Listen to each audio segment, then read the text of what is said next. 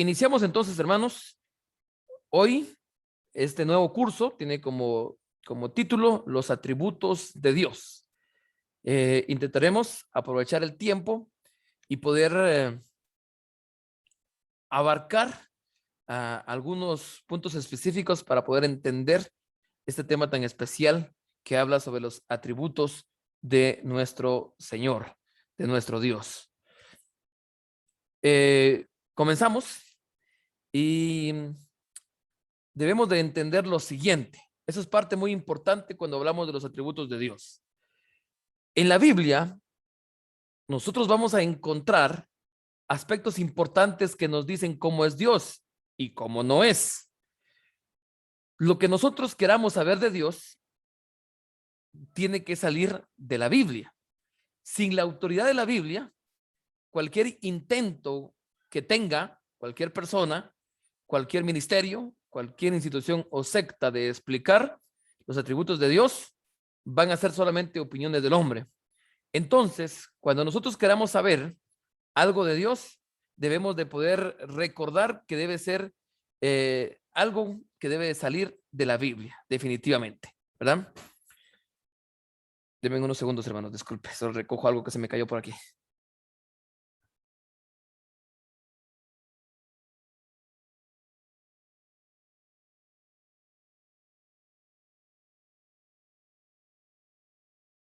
Disculpe. Hablábamos entonces que la palabra de Dios nos va a decir cómo es Dios y cómo no es. Definitivamente, ¿verdad? Para nosotros, tratar de entender cómo es Dios,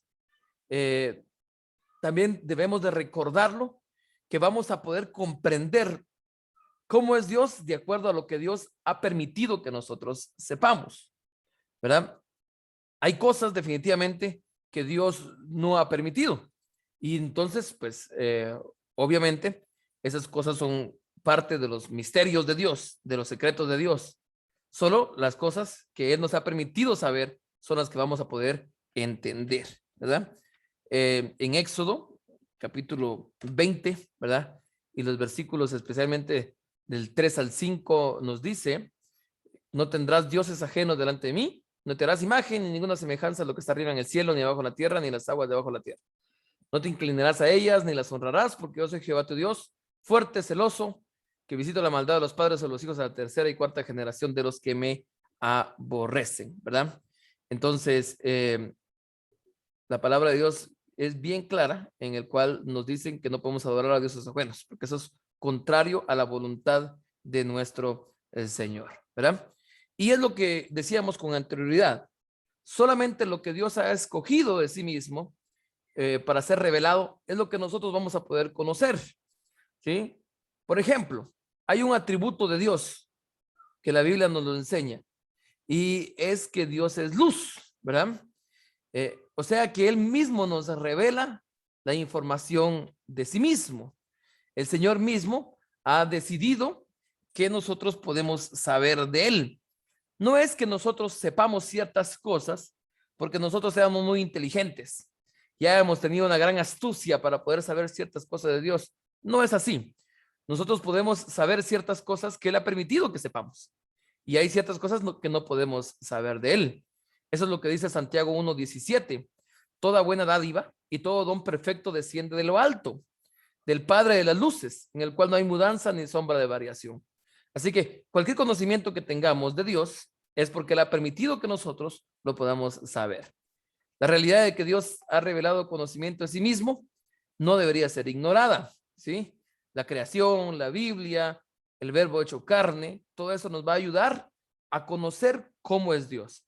Pero ese conocimiento de cómo es Dios definitivamente se va a encontrar en la revelación del Señor, que es en la palabra de Dios. Dios es un ser infinito. Ningún ser humano puede responder a la pregunta de quién es Dios, ¿sí? Solamente lo vamos a poder hacer a través de la palabra de Dios. A través de la palabra del Señor podemos entender mucho acerca de quién es Dios y cómo es Él, ¿sí? Y asimismo, ¿qué es lo que podemos hacer para ir buscándole continuamente? Jeremías, capítulo 29, y versículo 13 nos dice lo siguiente: y me buscaréis y me hallaréis, porque me buscaréis de todo vuestro corazón, ¿verdad? Entonces, eh, la búsqueda que tengamos del Señor nos va a ayudar a poder entender ciertas cualidades del Señor para nuestra vida, ¿verdad? Muy importante. Vamos a comenzar directamente entonces. Ya entendimos a qué se refiere cuando hablamos de los atributos de Dios. O sea, los atributos de Dios nos van a dar a entender quién es Dios, ¿verdad? Y qué no es Dios. Esto es muy, pero muy importante. Yo menciono mucho algo, los hermanos que han estado conmigo recibiendo clases tal vez ya habrán escuchado esto que menciono directamente, pero cómo hay que tener cuidado, no solo cuando no se conoce quién es Dios, sino cuando se dice rasgos que no son de Dios. Por mucho tiempo, ¿verdad? Ustedes saben que muchos predicadores se paraban en el púlpito y entonces decían cosas como estas. La Biblia dice que Dios odia el pecado, pero ama al pecador. Y esa es una frase pues, muy usada por muchos. Y incluso yo me sorprendía cuando yo salgo a dar seminarios o charlas a ministros, a predicadores, y yo les digo a todos, y esto no está en la Biblia. Y me les quedo viendo los ojos y miro de muchas personas que se quedan desconcertados, como quien dice, yo pensé que estaba. Y ustedes saben que eso no está en la Biblia, esa es una frase de Mohamed Gandhi.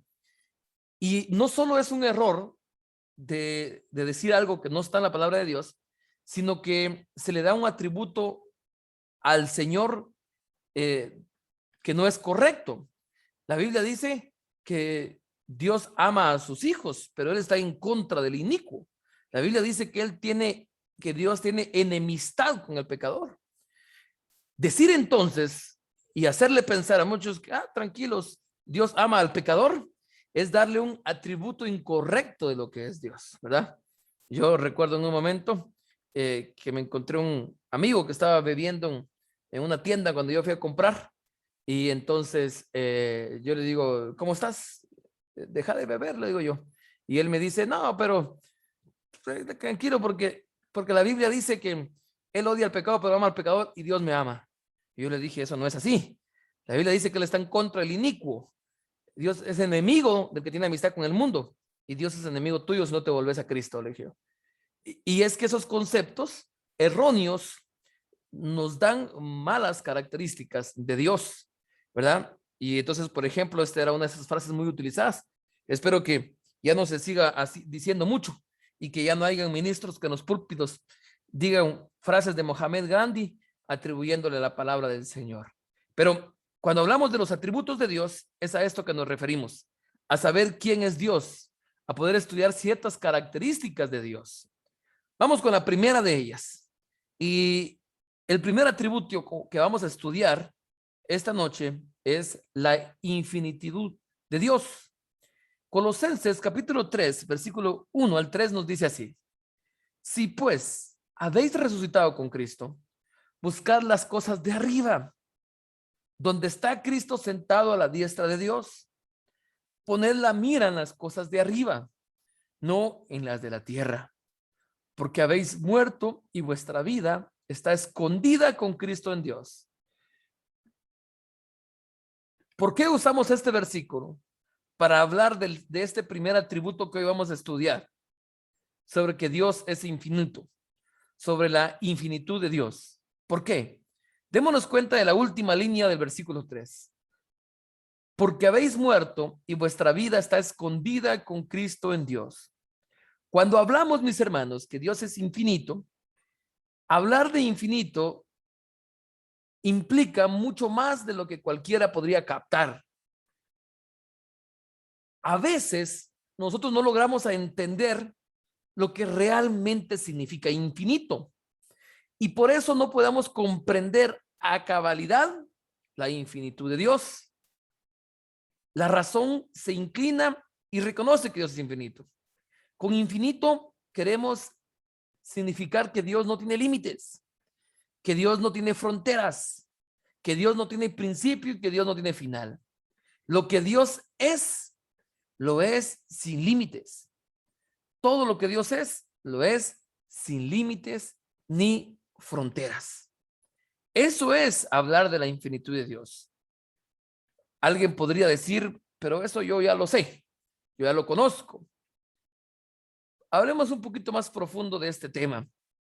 El cristianismo es una puerta hacia Dios.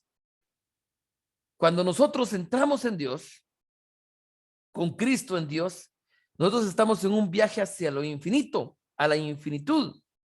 Aquel que ha aceptado a Cristo como su Salvador y ha comenzado a actuar como su Hijo, ha comenzado en un viaje hacia lo infinito.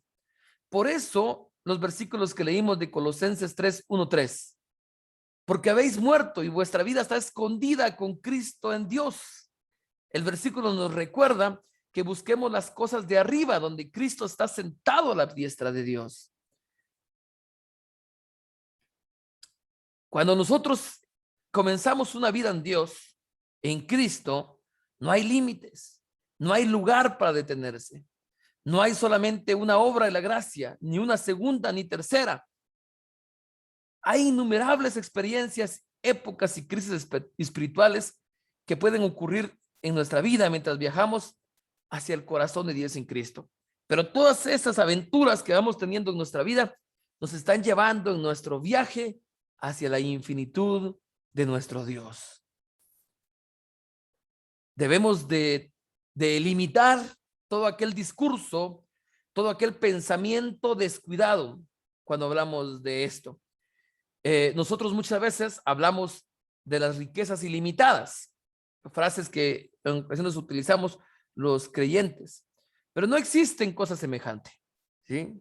No hay riquezas ilimitadas, siempre podemos contarlas. Hablamos de energía ilimitada, pero no existe tal cosa, porque se puede medir la energía de un ser humano.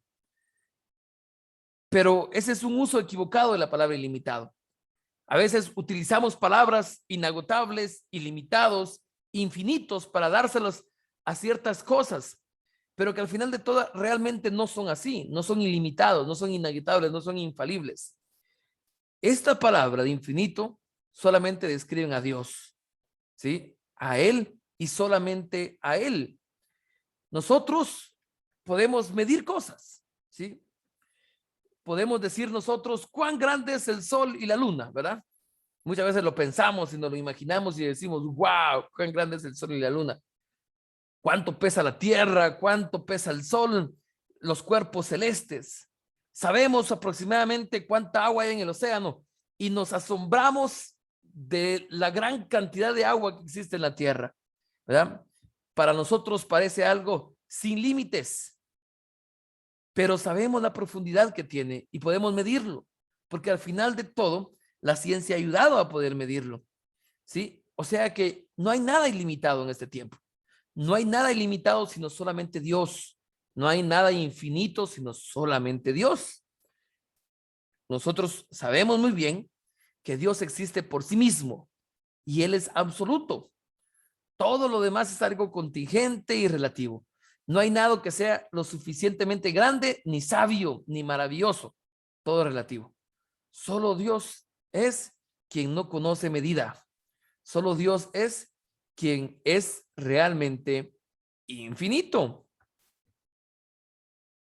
Los creyentes o las personas pueden fabricarse dioses, ¿verdad? Como hacen los paganos. Usted puede hacerse un dios de plata, de madera, de piedra, y la gente lo hace, ¿verdad? Vivimos en un mundo muy idólatra. Pueden hacerlo en su propia imaginación. Y el Dios que se adora en muchos lugares es simplemente un Dios imaginario. Pero no es el Dios verdadero, no es el Dios infinito, perfecto, omnisciente, sabio, todo amor, infinitamente ilimitado, perfecto. Es algo menos que eso. El cristianismo en la actualidad, mis hermanos, está en decadencia, hay debilidad, se está hundiendo en la alcantarilla, porque el Dios del cristianismo moderno no es el Dios de la Biblia. Se le está dando mayor realce a otras cosas que no son Dios. se le está dando en el cristianismo moderno mayores prioridades a otras cosas que no es el Dios infinito, ¿sí? Muchas veces los creyentes le oramos a un Dios que es menos de lo que debería ser. En nuestra mente no cabe, no hemos aprendido a poder saber la infinitud de nuestro Dios. Debemos de recordar que nuestro Dios es el ser perfecto, infinito. Cuando hablamos de la infinitud de Dios, hablamos que el Señor se complace consigo mismo, se regocija en su propia perfección. Hay veces que nosotros hacemos a un Dios tan pequeño que creemos que nosotros vamos a poder hacer que Dios se ponga feliz, se complazca. No, parte de los atributos de Dios es entender que Dios se complace consigo mismo y que Él se regocija en su propia perfección. ¿Se recuerda usted en los capítulos de Génesis, cuando Dios creó los cielos y la tierra y todas las cosas que están sobre ella? Dijo una y otra vez, y vio que era bueno. ¿Sí? Él creó también al hombre y su imagen, y dice que Él vio que era bueno en gran manera. Dios se regocijó en su obra, estaba contento en lo que había hecho. Parte de los atributos de Dios, la infinitud de Dios, es que Él se regocija en sí mismo, en su propia perfección. He escuchado de creyentes que no han entendido esta parte, y he escuchado realmente que dicen, pobrecito Dios, allá sí, allá solito en la gloria. No, eso no es así. La Biblia muy bien nos enseña que parte de la infinitud de Dios es que Él se complace consigo mismo y Él se regocija en su propia perfección. Por eso también podemos nosotros recordar de la tarea que tuvo Dios, la redención, ese plan hermoso que Él tuvo para poder traer salvación a nosotros los pecadores. Tengamos cuidado en creer que Él de repente se encontró con un problema y tuvo que resolverlo enviando a su hijo a que muriera aquí en la cruz del Calvario. Con Él no pasó eso. Dios lo que hizo, lo hizo llevando a cabo un plan de redención y lo hizo sin duda con gozo. Él hizo los cielos y la tierra con gozo. Y la redención no fue algo forzado, no fue algo obligado, no fue porque Satanás lo acorraló y tuvo que buscar hacer algo. No fue así. Dios quería hacerlo. Dios no tenía la necesidad moral de redimir a la humanidad.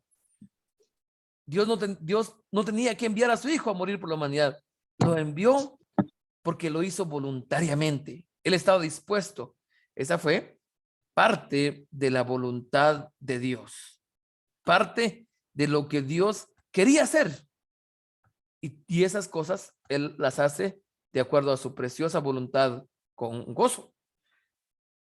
Él es ilimitado. Dios es infinito. No puede ser pesado ni medido.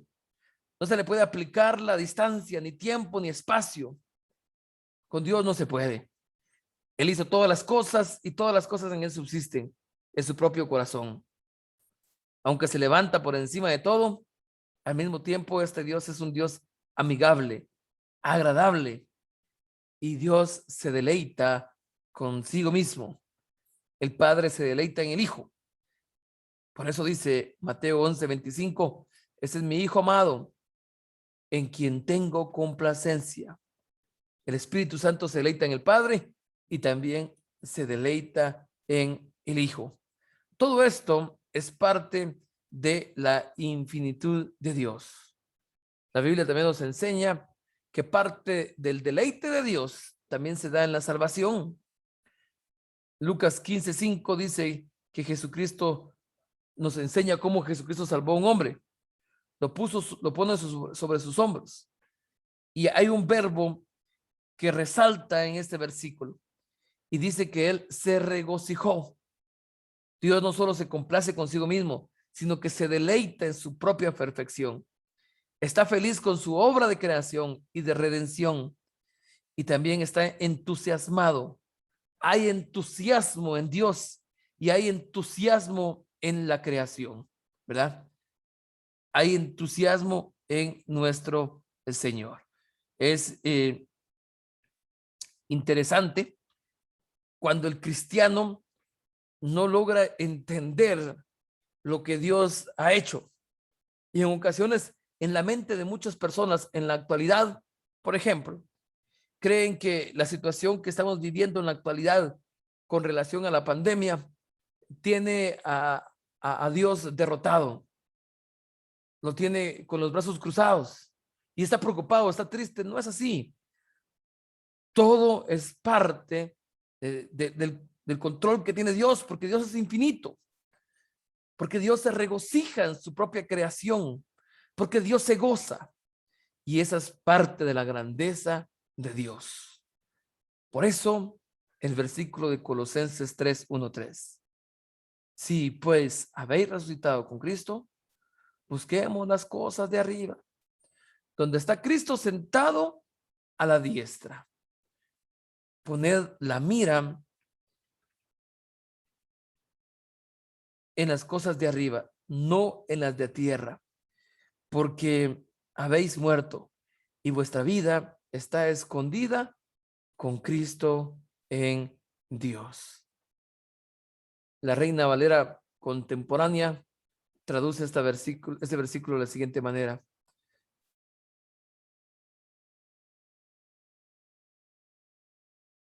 puesto que ustedes ya han resucitado con Cristo, busquen las cosas de arriba donde está Cristo sentado a la derecha de Dios. Pongan la mira en las cosas del cielo y no los pongan en la tierra, porque ustedes ya murieron. Su vida está escondida en Cristo. Cuando Cristo, que es la vida de ustedes, se manifieste, ustedes también serán manifestados con Él en la gloria. Entender la infinitud de Dios nos va a hacer actuar como el apóstol Pablo. El apóstol Pablo, que escribía estos versículos y decía con gozo que nuestra mira debe estar en Cristo y no debe causarnos ningún temor. Entender la infinitud de Dios va a hacer que nosotros podamos decir como Pablo dijo: para mí el vivir es Cristo y el morir es ganancia.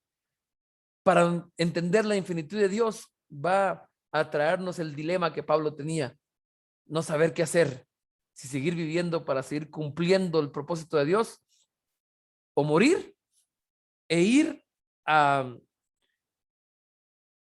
la gloria de Dios, ¿verdad? A la gloria del Señor.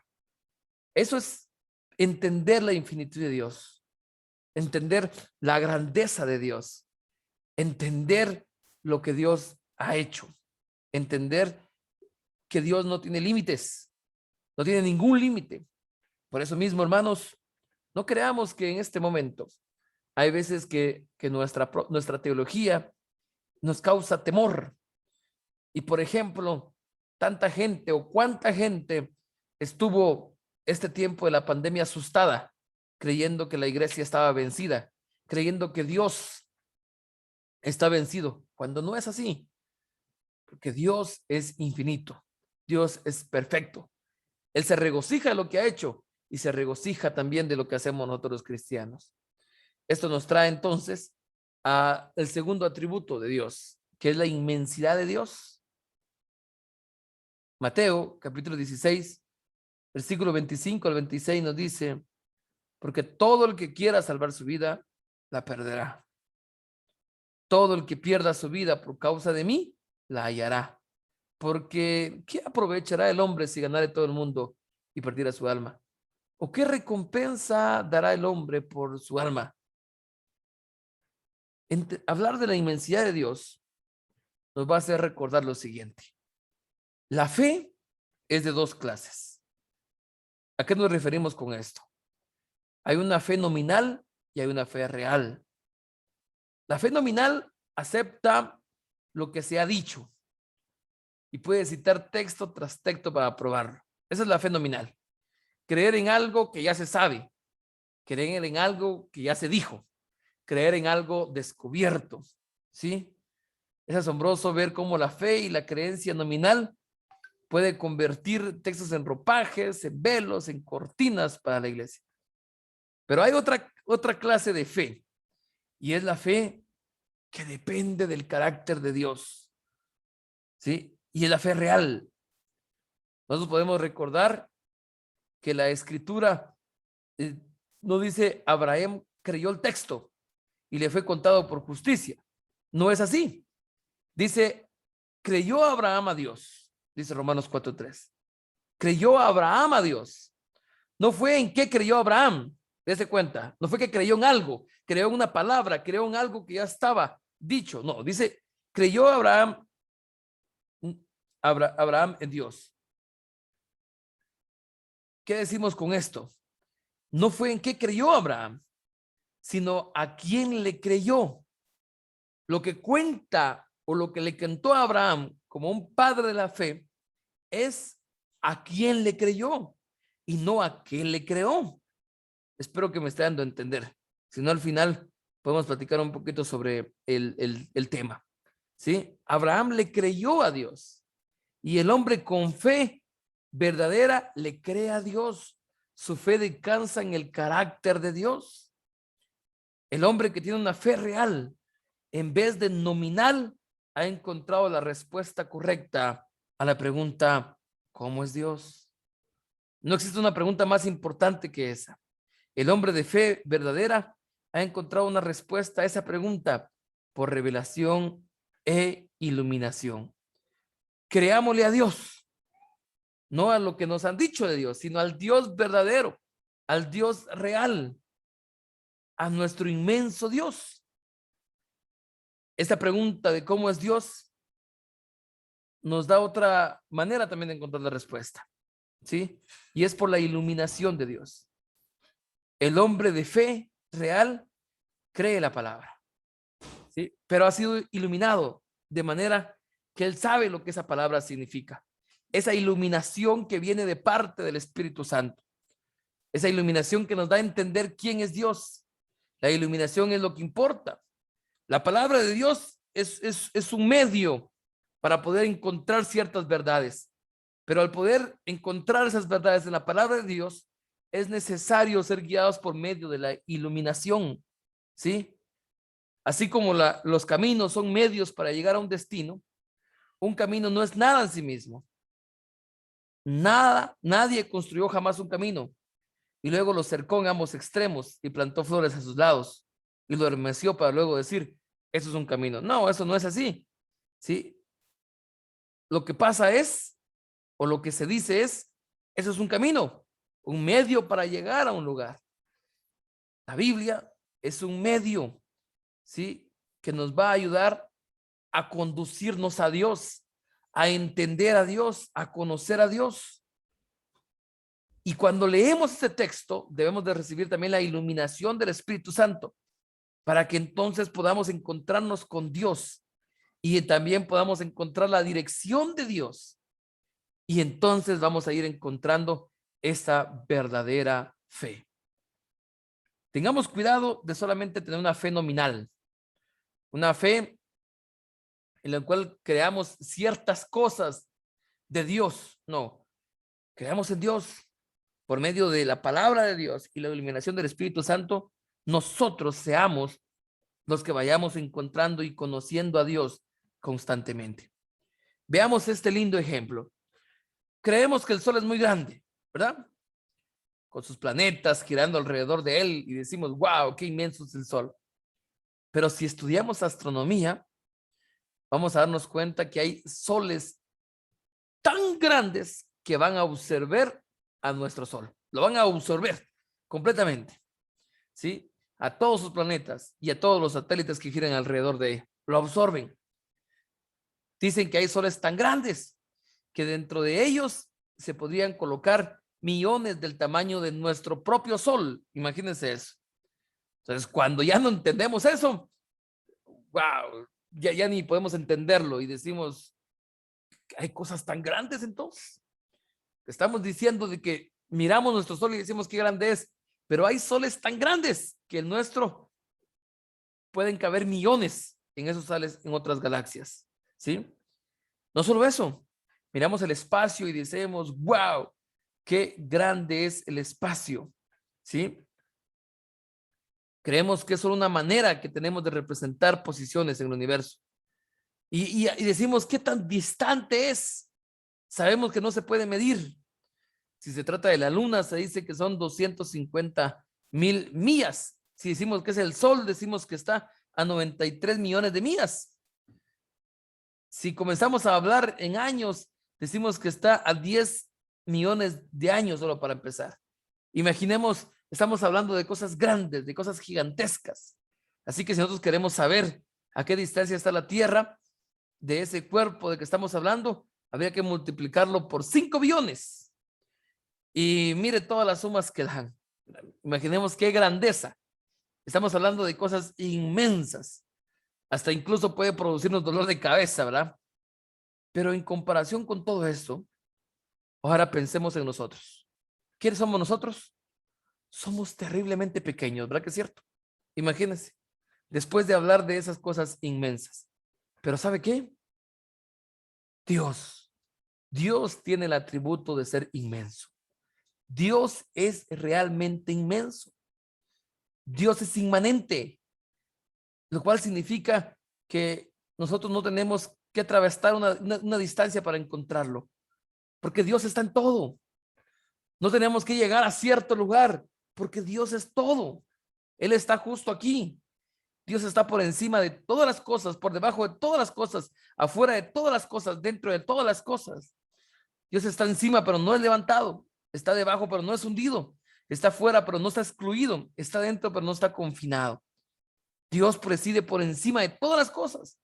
Sostiene por debajo de todas las cosas. Abreza desde afuera todas las cosas y llena la parte interna de todas las cosas. Esa es la inmensidad de Dios.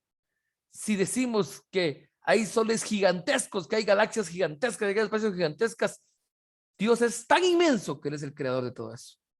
Dios es tan inmenso que Dios está en todo eso. Esa es la inmensidad de Dios. Esa es la grandeza de Dios. Las escrituras nos enseñan también sobre la inmensidad de Dios. Mire, Isaías 40:12 dice, ¿quién midió las aguas con el hueco de su mano? Dice, mire, y los cielos con su palma, con 3 dedos juntó el polvo de la tierra, dice, de toda la tierra, y pesó los montes con balanza y con pesa los collados. Esa es la inmensidad de Dios. Dios se complace cuando un alma desamparada va hacia Él sencillamente, sin rodeos, íntimamente. Dios siente placer cuando llegamos a Él. Esta clase de cristianismo no atrae multitudes, atrae solamente a quienes tienen su corazón puesto en Dios, que quieren a Dios más que a ninguna otra cosa en el mundo. Esas personas quieren la experiencia espiritual que viene de conocer a Dios por lo que Él es. Podrían quitarles todo, pero seguirían teniendo a Dios. Esta es, mis hermanos, la inmensidad de Dios, la grandeza de Dios. Qué importante poder entender estas clases de cosas. No entender o recordar que Dios es tan grande, hermanos, es lo que hace pensar que tal vez en tiempos difíciles Dios ha sido derrotado. Dios no está en este lugar. La pandemia ha oprimido a Dios. No, no es así. Absolutamente no. Por eso leímos Mateo 16, 25, 26. Porque todo el que quiera salvar su vida, la perderá.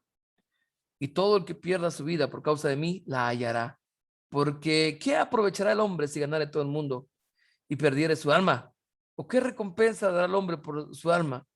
Hermanos, aunque nos sorprendamos cuando vemos a gente poderosa, dueños de riquezas, poderosos, esto no es nada a la inmensidad de Dios y el privilegio que tendremos nosotros cuando estemos con nuestro infinito e inmenso Dios. Al final de todo, ¿qué beneficio tiene el hombre? Aunque gane todo el mundo, pero perdiere su alma, esa alma que estará en algún momento con nuestro inmenso Dios.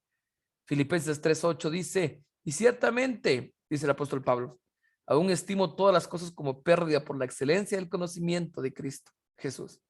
mi Señor, por amor del cual lo he perdido todo y lo tengo por basura para ganar a Cristo. El apóstol Pablo sabía la infinitud de Dios, conocía la inmensidad de Dios, y por eso él decía, yo todo lo tengo por basura, ¿sí? No importa si haya perdido todo, ¿sí? Porque yo quiero ganar a Cristo, porque yo quiero ganar a Dios. Él realmente sabía entonces el tamaño maravilloso de nuestro Dios. Ese es el segundo atributo entonces que veamos aquí con relación a la, la inmensidad de Dios, la inmensidad de Dios.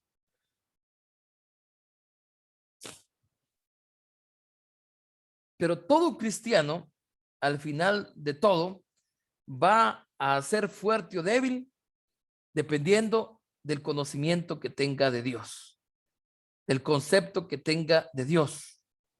Hay un problema muy básico de la iglesia de hoy y es el poco conocimiento que tenemos de Dios, el poco conocimiento que tenemos de cómo es el Señor. Nuestra creencia, nuestra religión puede ser pequeña si tenemos un conocimiento pequeño, un concepto pequeño de Dios. Nuestra religión puede ser débil si nosotros tenemos un concepto de un Dios débil. Nuestra religión puede ser innoble porque nuestro Dios no es noble. No vemos a Dios como Él es. En el Salmo 34:3, el escritor nos dice, engrandeced a Jehová conmigo. ¿A qué se refiere con esto engrandecer? Hay dos cosas que nos pueden dar una respuesta. Hacer que se vea más grande de lo que es o que lo veamos tan grande como es. ¿Sí? Entonces, el salmista realmente usó esta última frase de engrandecer. Que lo veamos tan grande como realmente es. Que veamos la verdadera característica de nuestro Señor grande y poderoso. Dios, aparte de ser infinito, Dios, aparte de ser inmenso, es gentil, amable, benevolente, ¿sí? Que es cordial. En realidad, nosotros pensamos lo que creemos. Somos creyentes en un sentido y creamos lo suficiente como para ser salvos y justificados por gracia. Pero no creemos muchas veces con la intensidad y la intimidad que deberíamos. Si lo hiciéramos, creeríamos que Dios es un Dios cordial, gentil y que las intenciones que Dios tiene son amables, son benévolas por lo bondadoso que es Dios. Deberíamos entonces creer que Dios nunca piensa algo malo sobre nadie y jamás ha tenido un mal pensamiento sobre alguien. Esa es parte de la benevolencia de Dios. Por eso, Isaías 63:7 dice, de la misericordia de Jehová haré memoria, de las alabanzas de Jehová conforme a todo lo que Jehová nos ha dado, y de la grandeza de sus beneficios hacia la casa de Israel, que les ha hecho según su misericordia y según la multitud de sus piedades. Nunca habrá un momento en que Dios no sea cordial. Hasta el mejor de los cristianos no es cordial siempre. Hasta el mejor cristiano va a tener momentos en los cuales va a dejar de ser amable. Tal vez porque tiene mucho estrés, tal vez porque tiene ciertos problemas, porque no duerme bien. Pero van a haber mañanas en que va a estar de mal ánimo, ¿sí? Que no se siente cordial, que no es comunicativo, que no es entusiasta. Pero con Dios nunca hay un momento en que no lo sea, porque Dios lo es perfectamente. Esta es la bondad de Dios. Eso es cuando entendemos lo bondadoso que es Dios. Los escritores de la Biblia tenían este conocimiento de Dios y por eso es que ellos nunca se sentían solos, porque ellos entendían que Dios estaba ahí. Ciertamente Jehová está en este lugar, y yo lo sabía, dice Génesis 28:16. Esta idea de que Dios es un ingeniero ausente y que está en algún lugar solo viendo lo que sucede acá y en el universo, como que fuera un control remoto, es algo totalmente equivocado de quién es Dios, porque Dios está presente en todo lugar por medio de su infinitud, por medio de su grandeza, y está con un entusiasmo continuo y perpetuo, con todo el fervor y el amor que tiene por nosotros, sus santos. Si nosotros no sentimos de esta manera, es porque tenemos incredulidad de lo que realmente es la preocupación de este mundo. Si usted le creyera a Dios, sabríamos entonces que esto es definitivamente una verdad del Señor. Dios es bueno y Él es bueno con todos los que aceptan su bondad, y a quienes rechazan su bondad, no hay nada que el Dios Todopoderoso pueda hacer si permite al hombre su libre albedrío. Esa es parte de la bondad de Dios también, ¿sí? El libre albedrío es un don de Dios, de su soberanía absoluta. Él nos ha dado un poco de su soberanía por medio del libre albedrío que nos ha permitido tener. Cuando hablamos de la bondad de Dios, debemos de recordar muy bien de esto, que parte de la bondad del Señor es el libre albedrío que nos ha dado. Hay veces que creemos nosotros que somos, que fuéramos un mecanismo en que hacemos solamente ciertas cosas sin tomar en cuenta las decisiones que tenemos. Debemos de recordar siempre que nuestras decisiones basadas en nuestro libre albedrío valen mucho, ¿sí? Dios dijo, le permitiré dentro de ciertos límites que sean sus propios jefes y que elijan ir al cielo o al infierno. Eso es parte de la bondad de Dios. Dios nos ha permitido eso. Si hay alguien que no quiera aceptar la bondad de Dios deberá aceptar su soberanía hacia todos los que continúen en rebelión moral con el trono de Dios y se rebelan contra las virtudes de la ley de Dios. No hay nada que Dios pueda hacer, y por ello su justicia dispone de todos, ¿verdad? Esa es parte entonces de la bondad de nuestro Señor. Este es el tercer atributo de Dios, su bondad. Y llegamos entonces, para poder entender de mejor manera este punto que es muy importante. Si nos quedamos solamente aquí, puede quedarnos con duda de algo, porque entonces alguien podría decir, si Dios es tan bondadoso, entonces ¿por qué hay personas que reciben ciertas consecuencias de sus actos? ¿Por qué Dios es tan bueno? ¿Por qué permite que hayan consecuencias de los actos malos que tenga y haya gente sufriendo? Y llegamos entonces a entender la justicia de Dios.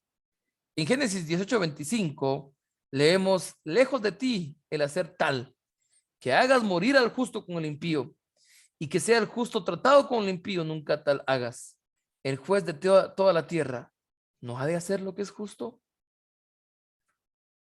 Los que conocemos a Dios, sabemos que Él es absoluta y perfectamente justo, ¿verdad? ¿Qué queremos decir cuando hablamos de justicia? ¿Sí?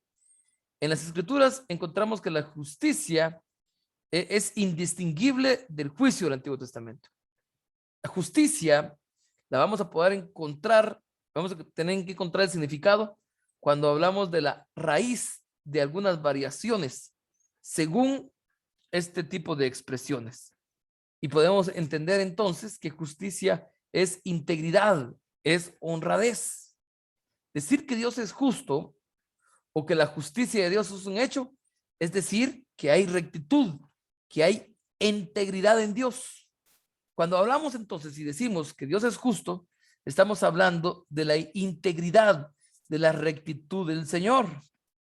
El Salmos 89:14 dice, justicia y juicio son el cimiento de tu trono.